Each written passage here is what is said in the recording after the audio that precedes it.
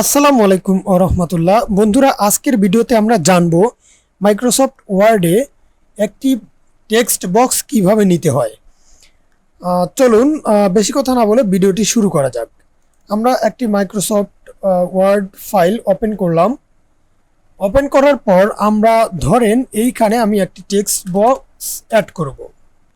তাহলে text box add করার জন্য আমাকে যে জায়গায় অ্যাড করব ওইখানে একটি কার্সর রেখে মাউসের কার্সর রেখে ইনসার্ট মেনুতে যেতে হবে।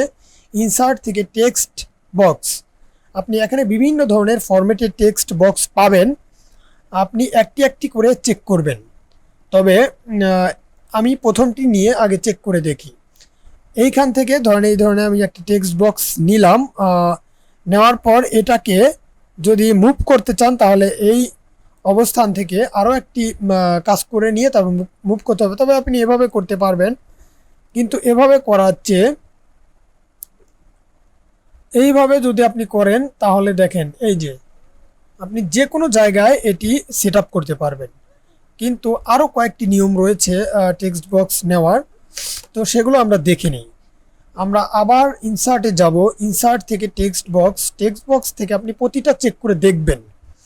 এইখান থেকে ড্র টেক্সট বক্স, আপনি এখান থেকে আপনার ইচ্ছা মতো আঁকিয়ে নিতে পারবেন। সাপোজ ধরুন আমি এরকম একটা নিয়ে কিছু লিখলাম, এরকম লিখে এটাকে আমি হাইলাইট করে দিলাম, এই লেখাটা আর কি টেক্সট বক্স। বিশেষ করে লেখাগুলোকে আলাদা করে উপস্থাপন করার জন্য এই টেক্সট বক্সটি নিতে হয়।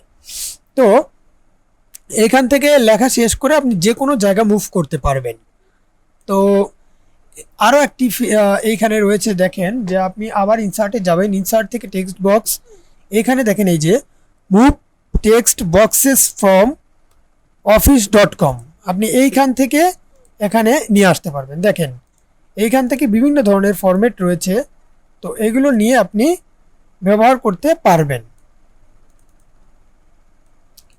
এছাড়াও আপনি প্রতিটা অপশনই চেক করে করে দেখবেন। ইনসার্টের মধ্যে গিয়ে টেক্সট বক্সে গিয়ে প্রতিটা এখান থেকে আপনি ওপেন করে করে দেখবেন যে আসলে কোনটা আপনার জন্য বেশি কাজে লাগে, সেটা আপনি এখান থেকে দেখে নেবেন। ঠিক আছে, আর আশা করি ভিডিওটি আপনাদের উপকারে এসেছে। আর আপনি যদি আমার চ্যানেলে নতুন হয়ে থাকেন তাহলে প্লিজ সাবস্ক্রাইব করে পাশে থাকবেন। ধন্যবাদ।